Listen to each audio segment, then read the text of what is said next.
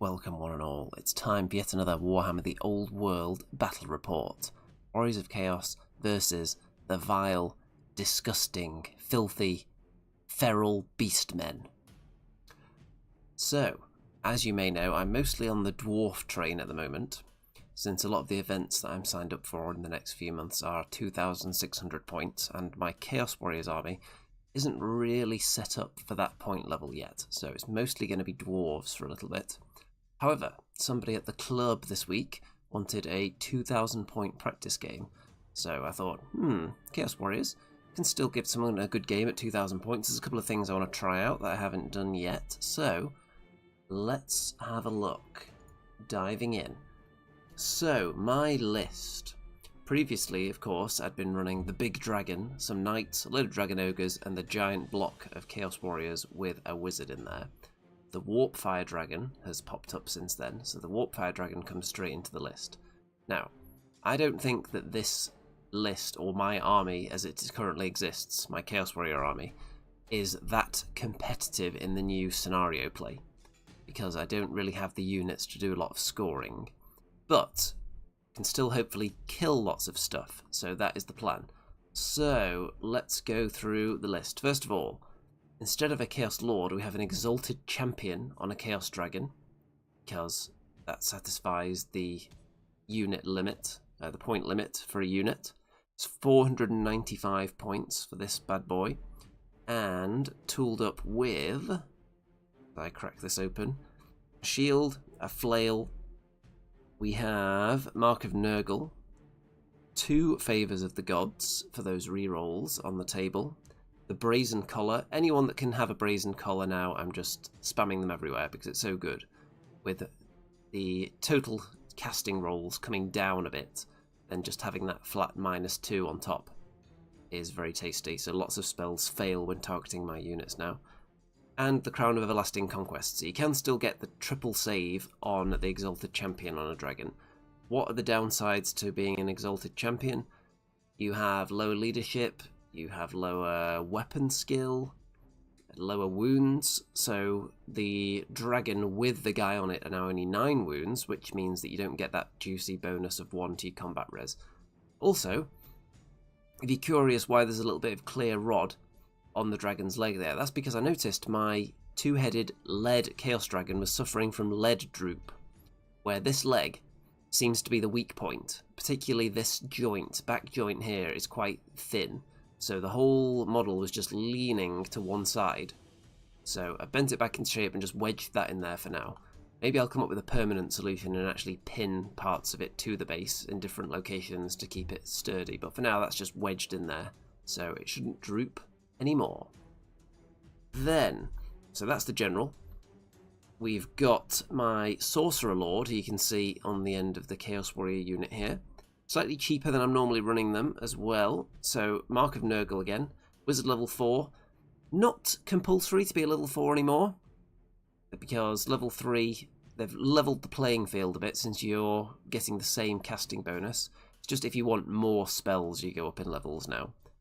With Demonology, 1 Favour of the Gods, and that's it. No other upgrades at all. So, nice cheap 240 point Sorcerer Lord. The unit he's in is 24 Chaos Warriors, and they have full command, Chaos Mark of Undivided, and a Brazen Collar. So, like I said, every unit that can have the Brazen Collar is taking one. We have Rolando in the chat, El Clasico. Well, back in my day, Chaos Warriors and Beastmen were essentially battle brothers. They were always marching to war alongside each other, along with demons, just the combined Chaos Force. So, a little bit of a civil war. Then, also in core, we've got 5 Chaos Knights, full command, and a Brazen Collar, Mark of Undivided. Then we've got some Dragon Ogres. We've got 1 Shartak here, with the Blackened Plate, and a great weapon. We've got another Shartak who is on the other side of the dragon there, and that one has just got heavy armor and a great weapon. Then we've got 3 more Dragon Ogres down at that end, with no champion at all, because I don't want to get challenged out by big horrible gribblies. And the idea with the 2 Shartaks here is to be alongside the dragon, because the last thing a dragon wants to do now is be in a challenge. Because the Exalted Champion will probably kill, for example, a crummy unit champion, but without that much overkill. And then the dragon won't get to strike, and I'll just lose the combat. So I want to send in at least one Shartak into combat alongside the dragon, so that if there's any challenges going, the Shartak can just accept them, and then the dragon gets to just chomp the entire unit instead. That is the plan. Orlando says, by the way, for your trays, do you use a magnetic sheet to let your magnetized minis stick to it and the movement tray? There is a tray, actually you can see on this unit here, there is a self-adhesive magnetic sheeting in there. So you can actually see one of the magnets has come off a Chaos Warrior at the back there. But yes, that's stuck down inside the movement tray, and then all the models have magnets stuck under the bases. And sometimes they pop off and stick to the tray. Because I think you could prevent that if you put a little bit of putty under the bases, because the magnets don't fully touch the sheeting underneath, because they're slightly above that level. So occasionally they just get sucked down onto the sheets and super glue doesn't stand up to it. But it's pretty solid. And the Dragon Ogres have got 4 magnets, 1 under each corner. Then we've got the Warp Fire Dragon. 375 points of dragony goodness. And my plan is to not send it in alongside this dragon too closely, because it turns off ward saves for not just enemy units, but also friendly units. So could turn off the ward save of my own dragon if they go in too close to each other. So I'm going to be looking to send them into different facings of the enemy where possible.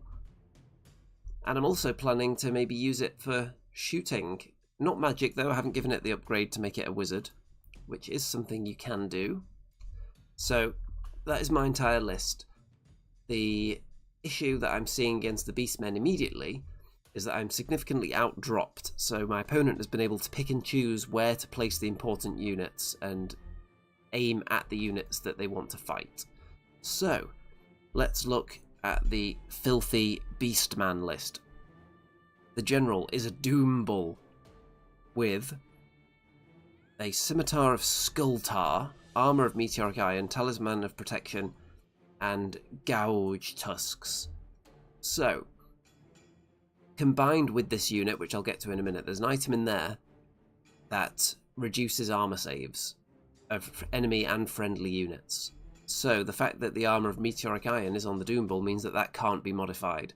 So, interesting little combo there. And the Scimitar or the Tusks, one or the other, are going to give 2 damage per attack to the Doom Bull, which is not very friendly. And potentially very good against my army, because most of the things it can be fighting, Dragon Ogres, Dragon, Warp Fire Dragon, have all obviously got more than 1 wound, so that would come into play there. And there is a huge amount of potential AP in this unit as well, which is quite scary. Other characters, there is... I've just noticed the characters in this list are actually 999 points worth. So almost half the army in characters, which is a lot, obviously. There is a Wargore BSB, who is hanging out in this unit, with the Beast Banner, with a Charmed Shield and Slug Skin. There is a Great Bray Shaman, Wizard level 3, Power Scroll, Lore Familiar, Demonology. And then there are 3 Bray Shaman, 1 level 2, 2 level 1s, all with Elementalism, but they're all going to be switching to Vile Tide, I think. And there is a Power Scroll on the Bray Shaman. Then we've got some Razor Gore. How many of those are there? Let's have a look. 4 Razor Gores. They're represented by these kind of big insectoid things. So there's 2 there, and there's 2 over on the left flank as I look at it as well. There is an Ungor herd there, 14 of those, and I believe they have got short bows. There is a giant spawn, which is obviously terrifying, with random move, just very scary. Tough to deal with, toughness 6, very scary. And if we go back to the Gore, there's 14 Gore with hand weapons here, and they're going to be a little mage bunker, skirmishing, hanging out in the woods, firing off vile tides and then hopefully not getting into a fight. And then the big gore unit, 36 of them, with hand weapons, additional hand weapons. The champion has a great weapon, the Totem of Rust, which I guess is the armor reducing banner, and a musician. So the Razor Gore will put down first. So I'd put down pretty much my entire army before the significant Beastmen units were down. So if we look at the wide shot, my opponent obviously wants to match up this big Doom Bull Death Star Gore unit with the Dragon Ogres. That's what he wants to fight. Over on this side, the Spawn obviously thinks it likes its chances against the Chaos Knights, which is reasonable, because they don't have that many attacks. They may struggle to kill it in one round, and after that they would struggle to wound it, because they wouldn't get their lance bonuses anymore. And because it's unbreakable, you're not going to be able to force it to, for instance, fall back in good order and then get a fresh charge into it. You're pretty much going to be stuck in an extended combat unless you kill it first time. And the scenario we're playing here, by the way, there are objectives. There's 2 of these special objectives here, one there and one there on each player's side of the table, and this is the Herd Stone here, which counts as a special feature. So at the end of the game you will score points for controlling it, but the way it's controlled is the old, weird, backward way of controlling objectives, where you just have to have a unit that's worth at least 5, I think is it core unit as well? But a unit that's worth 5 to control it, and the enemy, to stop you controlling it, they also have to be equally as close as you. And there's no tiebreakers, so if both of you have a unit touching it, then nobody scores it. So I would have to dedicate significant resources to taking that Herdstone. So we'll see, because the enemy objective is there. So we'll see if I want to send my big blob of Chaos Warriors in there. Now, that Doom Bull Death Star, very scary, reducing armor saves, double damage from the Doom Bull, and potentially getting buffed up over the course of the game. Not the prime target for one dragon to splat into the front of. There's lots of little characters in there as well that could issue challenges round after round, so you wouldn't necessarily ever get to your full potential. So a dragon going in there on its own is not viable. We've got a comment. Love that Chaos Army. That doesn't narrow it down. They're both Chaos Armies. Although, are Beastmen still considered... They're not called Beastmen of Chaos or anything now, are they? Not like the good old days where they just all fall under the Chaos banner. But obviously they do have Chaos, a giant Chaos spawn, and they do have Dragon Ogres available to them. Clearly Chaos units. So they are still Chaos in spirit. I just don't think they have it in their name. Yes, that old school Chaos Army. Okay, yeah, my army is definitely more old school. Nothing in this army was released after 1998. The Forest Dragon that's turned into a Warpfire Dragon is the re-release of that kit from GW recently, but they haven't changed it outwardly. I think they may have changed a couple of the slots where the parts go together to make it a bit easier to assemble and to stay together, because I didn't have to do that much pinning on it because there were some pretty significant plugs on it. But obviously the design is classic. Okay, I get to decide whether I go first or not based on the roll-off. I really like this giant spawn. It's a shame this giant spawn was released too late, because I can't really use it in my army with my own rules. I'm going to have to try and find the 90s Great Unclean ones used as a giant spawn, but those things are expensive. Rolando says those Razor Gores look a bit different to what's on sale now. Yes, those Razor Gores are giant insects of some variety. I'm not sure what they're from. So I choose to give away the first turn because none of my opponent's spells are going to be in range yet, so I'll just give myself an extra turn. Maybe I can get the first charge in because of it. So, my spells that I am rolling for, I usually take items to prevent having to do that.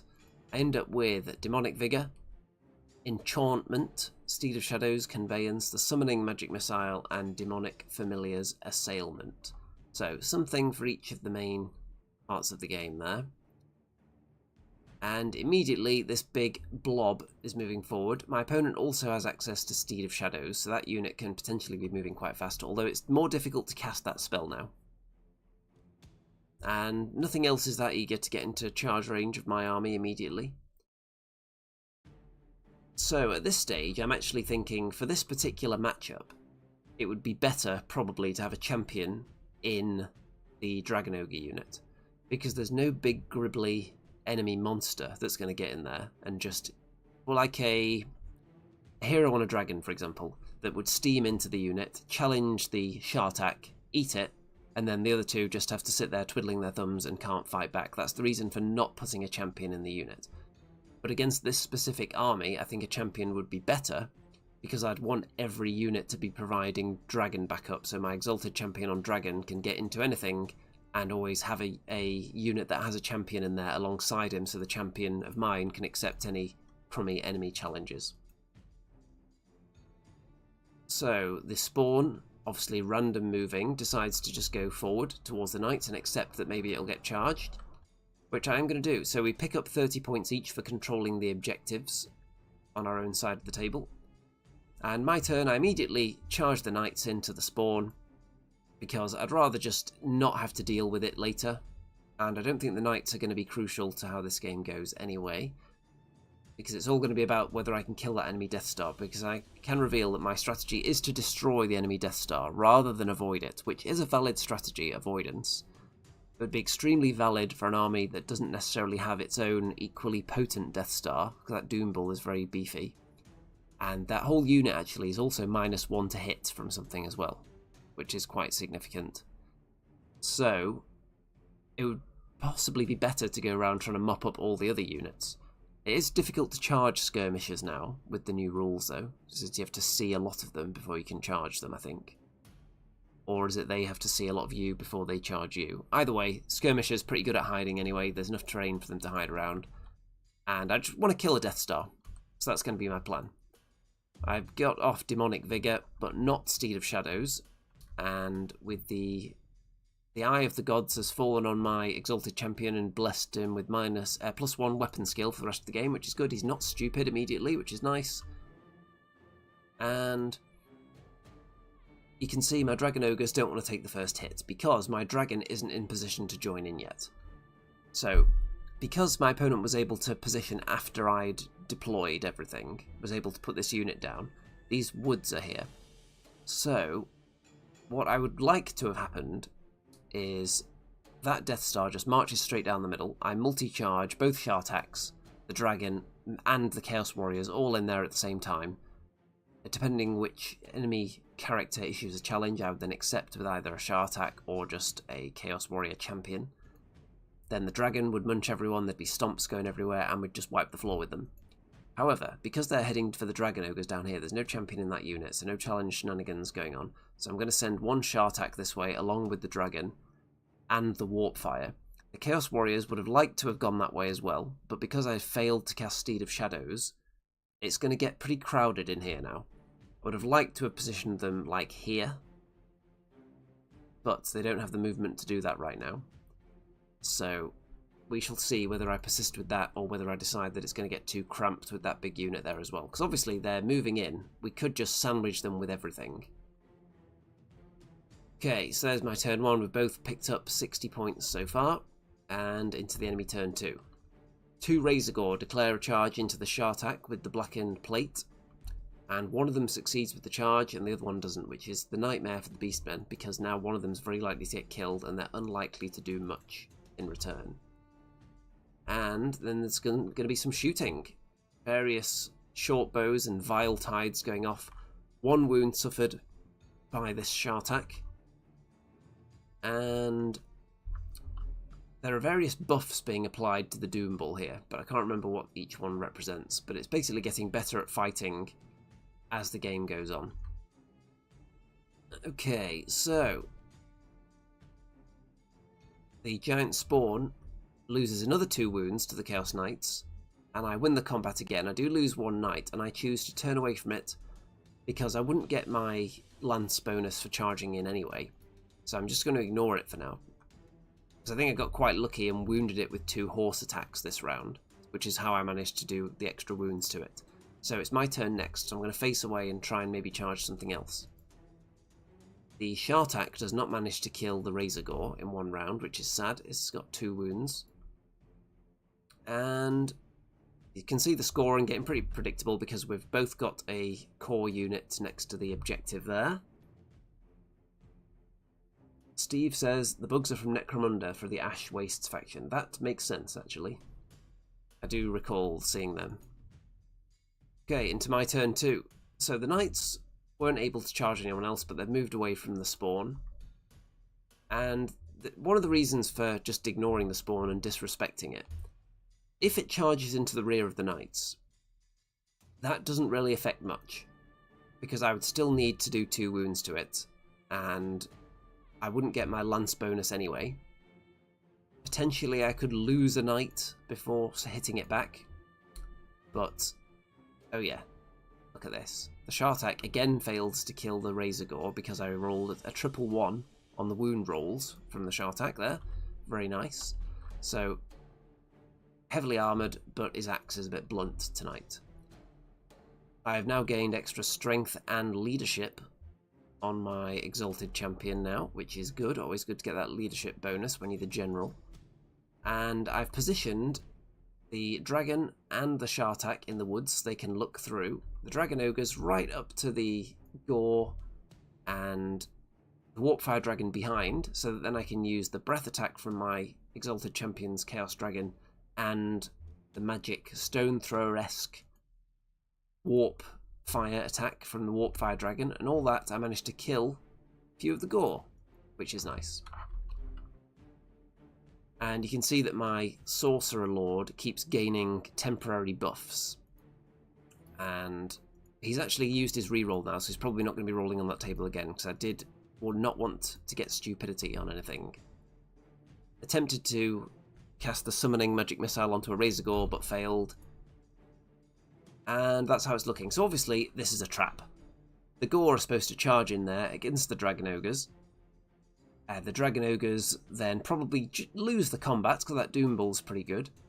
But I've got the General nearby, and they'll probably do a bit of damage, punching back at the enemy. And even if they flee, they would be going through the Warpfire Dragon this way. If the enemy pursue, they would then crash into the Warpfire Dragon and allow me to charge their flank with my Exalted Champion and Shartak, which is the dream. Or even more the dream, for example, if it's a drawn combat, they'd just get stuck there and then everyone just piles in. I've decided that my Chaos Warrior unit, because I keep failing to cast Steed of Shadows, and there's not really a good spot for them to land in, I decide that actually I'll just stay on this objective, rack up some points, and then see how it goes. I'm confident that this is enough to take out the Death Star there. So let's see if that was a wise decision. Into the enemy turn 3. So there is a charge going in from the Gore unit into the Dragon Ogres. They have been whittled down by my magical shooting attacks. 2 Razor Gore into the flank of a Shartak, and not too concerned about that. And if someone wants to overrun into my Dragon, again, not too concerned. But I think the Shartak, based on how the Razor Gore against my other Shartak's been doing, and I'm fairly confident, maybe overconfident. The Giant Spawn just about doesn't reach the Chaos Knights, needed another inch on the random move, so they've got another round to do what they want. And we're going to have some Vile Tide going off.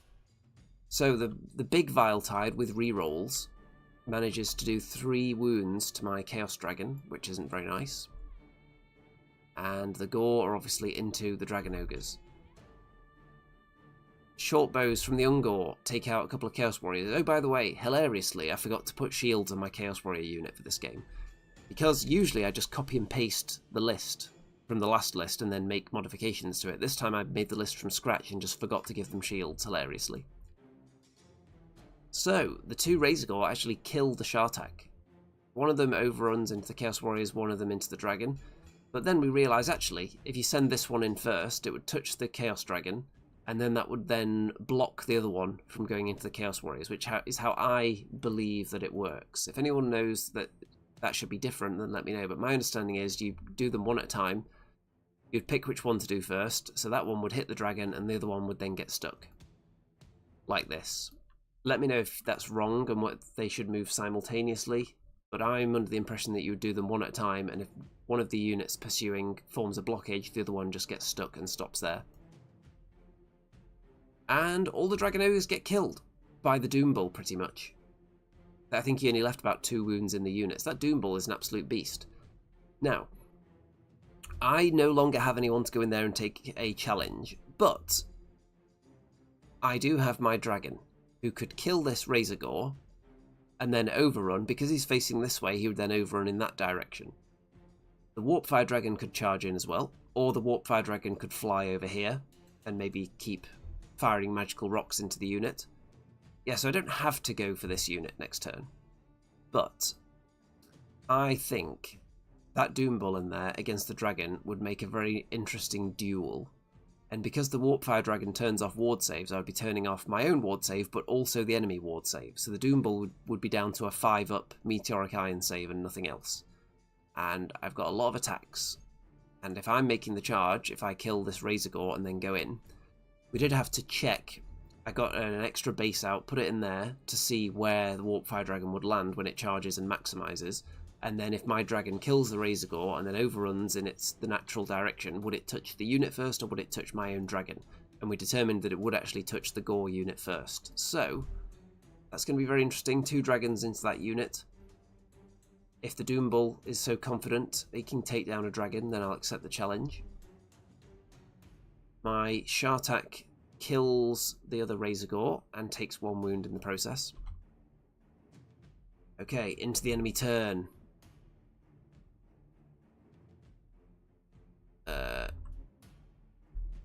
Let's see, where were we? Oh no, it is my turn now, yeah. So into my turn, the Shartak charges at the Razor Gore, who flees. I then redirect the charge into the giant spawn, but don't quite reach it. Because I think this Dragon Ogre Shartak would finish off that spawn with the 2 wounds he's got left. I think the Dragon Ogre would do a good job there. So that's sad that he failed the redirected charge. Knight's just moving away a bit. Chaos Warrior Blob just hanging out on my objective, racking up points and then firing off the summoning at enemy units. And in combat. So, I'm surprised the Doom Bull doesn't take on the challenge of my Exalted Champion on Dragon. But I also understand why. So, the champion of the unit instead challenged the dragon. So we don't get the epic showdown we wanted. We don't get that. And the Warpfire Dragon, being at -1 to hit, doesn't do that much damage into the unit. So I end up scoring 7. My opponent manages to get 11. And both of my dragons manage to give ground though. So they're level with each other. So if the enemy wants to come into them again, then you'll have to hit both of them at the same time, which I'm okay with. The Warpfire Dragon lost 4 wounds as well, which isn't very nice. So I didn't have a very good round of combat there, despite the extra weapon skill and strength. So this is now an issue, because I was thinking that Doom Bull was going to try and kill my dragon. But because I got challenged out by a crummy character, my combat res wasn't very high. And now when the enemy charge into me again, they're going to have higher initiative than me now, potentially. Or maybe at the same time. So that's not going to be great. Turn 3. Done. Turn 4 for the enemy. So the Razor Gore continues fleeing after failing to rally, but doesn't reach the edge yet. And in fact, on this mission, then you can't flee off the side of the table anyway. You'd have to touch that side and then go for the long edge. Nisgard says, I bet Chaos win this one. Well, I think it's safe to say that some kind of chaotic force is going to win. So, because I didn't win that combat, meant I wasn't able to continue tying up this unit. So now they're able to fire off all kinds of spell buffs into the unit, which is not very good for me. So they've got things like extra strength, which is going to be a big deal. The giant spawn goes into my Shartak, which I'm not concerned by, because I think the Shartak will kick its butt. And the enemy Shaman Horde do a bit of damage into my Chaos Warrior unit. And my Shartak is dead from the giant spawn, but the giant spawn is also dead. They killed each other, which is hilarious. I think, well, they did wounds to each other, and then they killed each other with stomps. So it was a stomp from each side, so they go at the same time, and both died to stomps. So they stepped on each other's faces at the same time, which is like a really bizarre chaos game of Twister, and it proved to be fatal. So, into this combat. The Doom Bull murdered my dragon. Wow, wow, wow. So my Exalted Champion didn't even get to strike because of all the buffs on the Doom Bull and the little charge initiative bonus that it got. The Doom Bull just murdered the dragon, which is not very nice. So the Warpfire Dragon is obviously turning off ward saves here, which I wasn't concerned about when I was going to hit the enemy first in the last round. But then the Doom Bull wisely didn't want to get into a fight under those circumstances because my dragon has a very high chance of killing the Doom Bull without its ward save. But now when it gets to go first, and I don't have a ward save because I'm next to the Warpfire Dragon, suddenly it fancies its chances. So maybe this Doom Bull is a wuss, some might say. Let's go with that. So, one dragon down.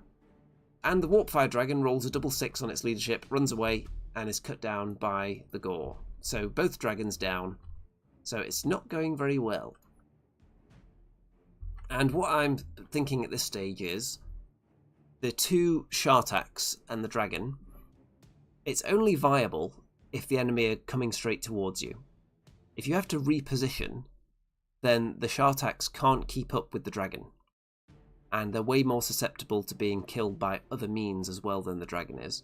So I'm thinking I need something more sturdy and fast.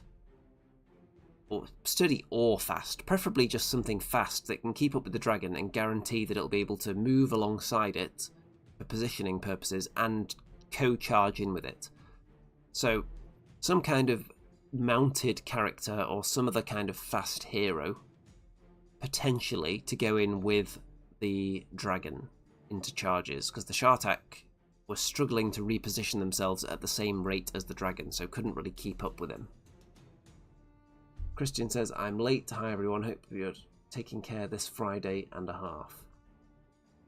Is anyone playing Old World this weekend, by the way? I'm aware there is an event at the TSN Arena this weekend, but I'm not playing in this one.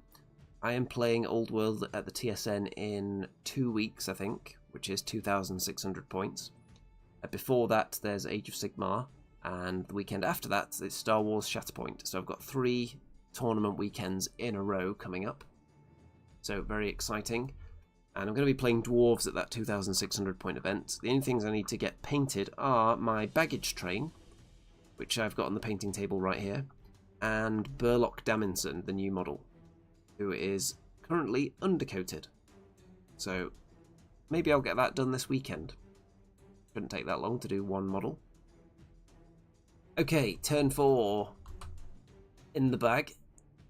Turn 4 for me now. So there's not much left, so I'm just going to try and get straight towards the enemy, try and kill everyone, kill all these big ungore units, and then take the Herdstone at the end of the game, get some points.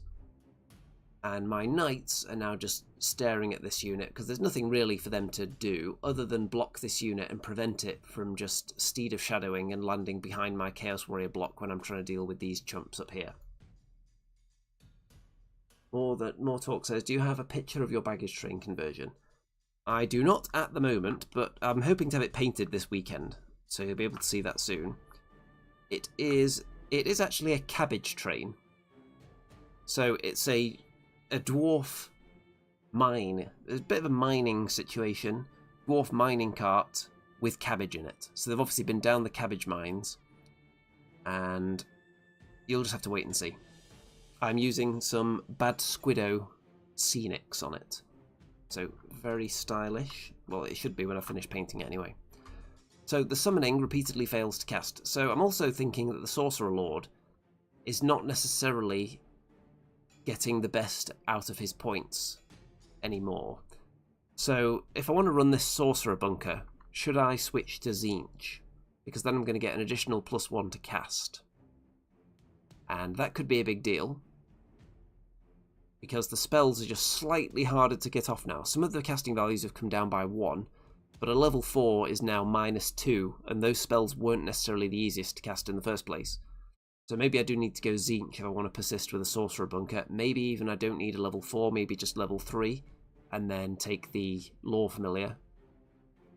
Or the Familiar that just lets you pick your spells and just pick the 3 best ones that I want.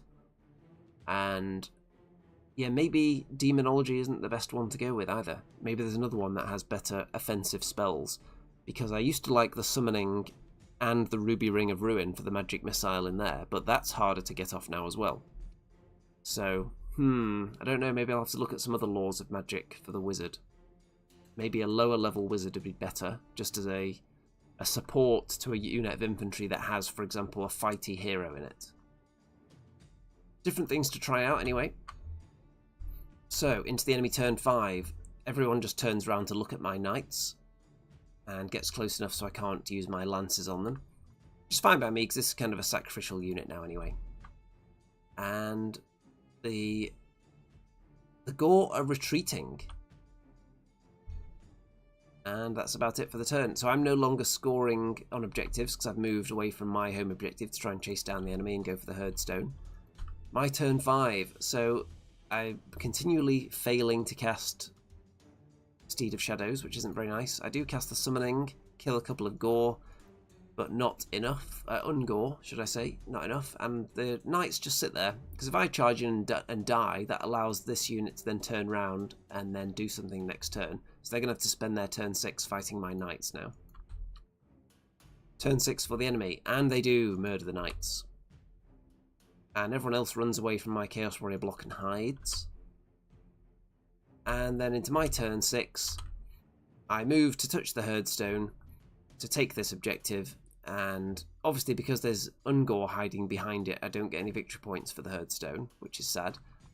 And it is quite powerful as a piece for the Beastmen, because if you keep a small unit on it, a small chaff unit, if the enemy don't kill that unit, they can never score your Herdstone, because you can just keep hiding behind it with that small unit repeatedly. And even if they've got more unit strength, it makes no difference. So I think that's quite good for the Beastmen. Should I have just ignored the Death Star in this game? Probably.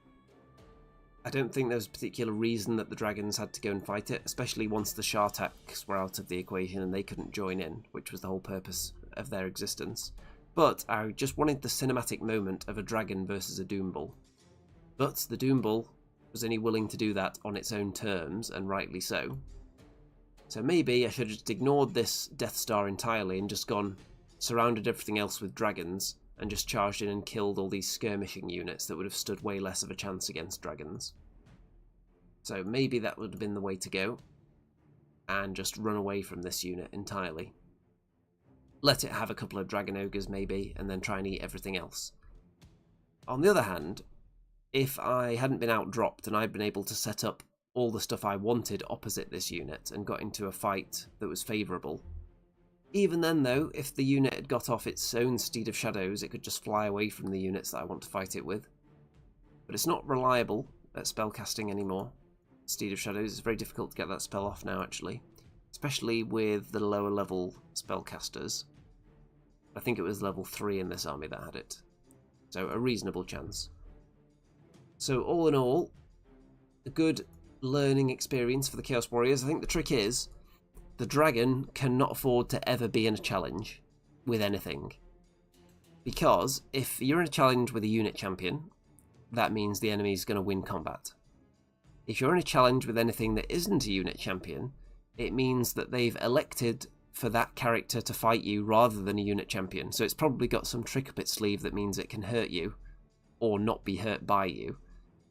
So, if you obviously run through the unit champion first, and any little BSBs or little heroes before you get to the big juicy guy that didn't want to fight you initially, then maybe it's because it's scared of you. But that's multiple rounds where all you're doing is eating a tiny character, so you're probably losing all those combats as well. So, you can't afford for your dragon to ever be in a challenge.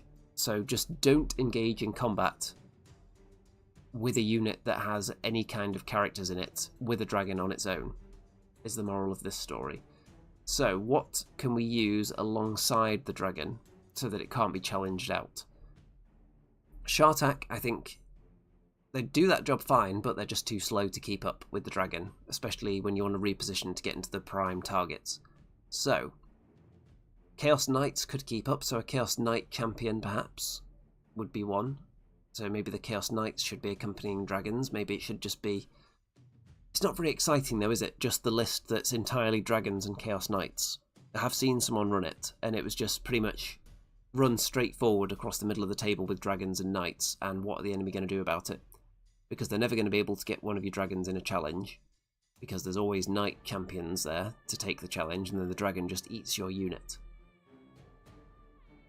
More Talk says, are you finding dragons overall still useful? Yes. Dragons are still very good. You just have to use them in a totally different way. You can't just walk them straight into the enemy anymore and just auto-win against everything. You have to support them now, which is how they should be. No matter how powerful something is, it shouldn't just be able to wade into an entire enemy army and take everything on, which is what used to happen to my dwarves. One enemy dragon, everything else would hide from my cannons, and the one dragon would just table my entire army on its own.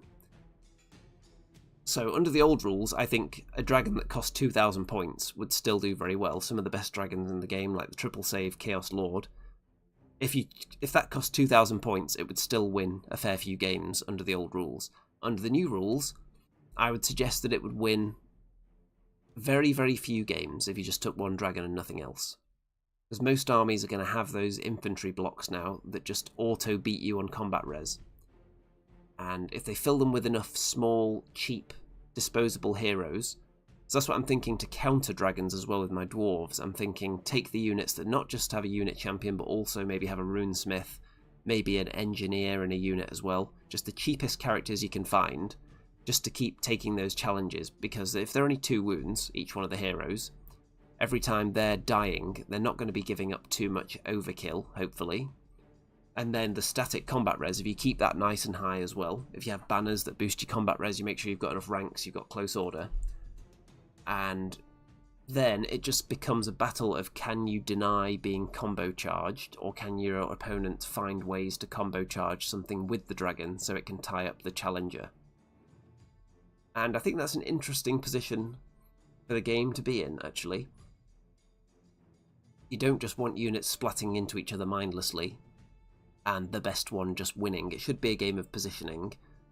And in this game, for example, when my Shartak was taken out, that was the unit that was supposed to be going in with the dragon to deny the challenge. That was then killed, which my opponent is obviously prioritised taking out the Shartak for that reason, so that worked. So then going forward, I would then be more careful with the unit I'm taking alongside my dragon to combo charge with it, and it has to be survivable as well, so 5 Chaos Knights doesn't sound that survivable. So possibly a mounted character running alongside the dragon, with or without a unit to sit in. Maybe a hero on a demonic mount, something like that, something fast that can keep up and charge in with the dragon and eat those challenges. The Warpfire Dragon I really like. I liked its stone thrower attack in this game, mainly because I scored a direct hit and killed a few gore. But that feels good, the Warpfire Dragon. Shutting off ward saves is a big deal, but when you're forced to put it in alongside your units that rely on ward saves, not the best. So I think I have to space them out differently and make sure they're always attacking different sides, or there are multiple units between them, so they're not within the 3 inches, I think it is, of each other.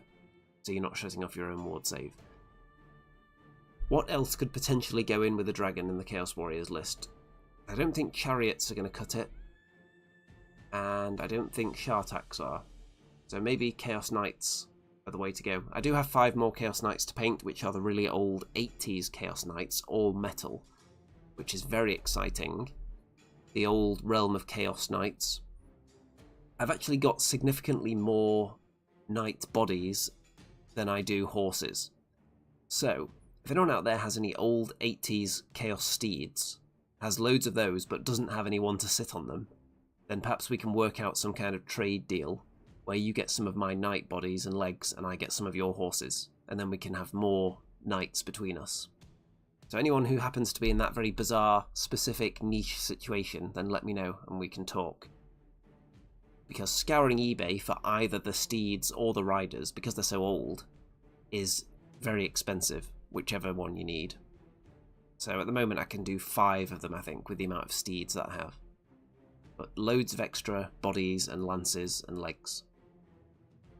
Okay, I think it's about time to wrap this one up, so you can look forward in 2 weeks to the Old World tournament reports featuring the dwarves at 2,600 points.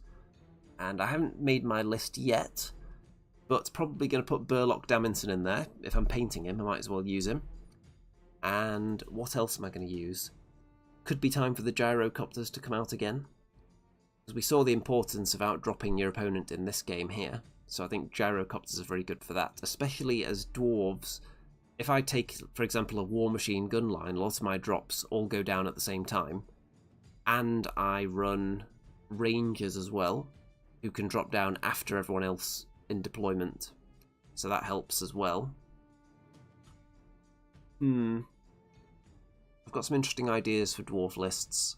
Let me know what you want to see, though, in the chat. What kind of dwarf list do you think is tasty at 2,600 points? And don't forget to check out all the links in the description, various social media shenanigans in their Discord server, Twitter, Facebook, all that good stuff. And obviously, if you want me to attend more tournaments and get more models, play more games, and bring you the reports of all those games and tournaments with my in-depth, red-hot, spicy, tingling, sizzling, moist, dishlicious, finger-licking good analysis, then why not pledge your entire life savings to the Patreon or PayPal links in the description as well? Because what would you spend it on anyway? You'd probably just fritter it away, whereas I would put it to a worthy cause, tournament tickets, travel to tournament, and buying more armies. I think we can all agree that should take priority.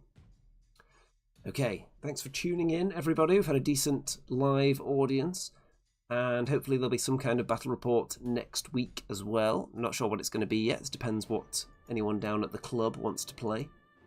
So we shall see. And then next weekend is going to be an Age of Sigmar tournament. I've just finished painting some models for that, actually. Right. All that remains to be said is good night out there, whatever you are.